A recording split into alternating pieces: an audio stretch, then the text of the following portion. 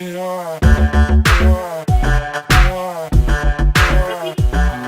radio, you're going to see this screen.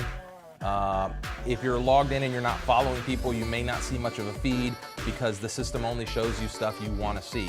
We're not feeding stuff at you. There's no crazy algorithm that's like pre-populating this with stuff from across the web. Literally, if you don't want to see it, it won't show up in here. At first glance, it looks and feels a lot like any other feed you've been in. It's a social feed. You've got content here. As I click on the content, it opens up a panel for me to interact with the content.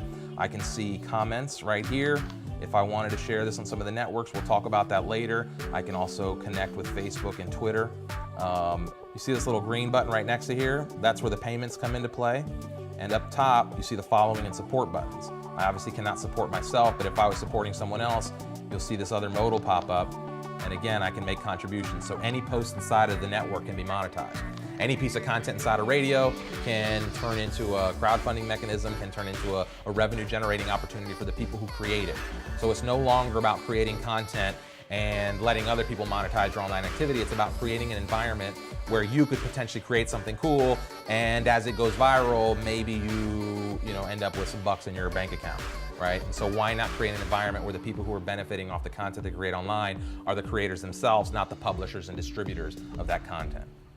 How this content gets in here is through networks, right? And so what we're trying to build are these different networks.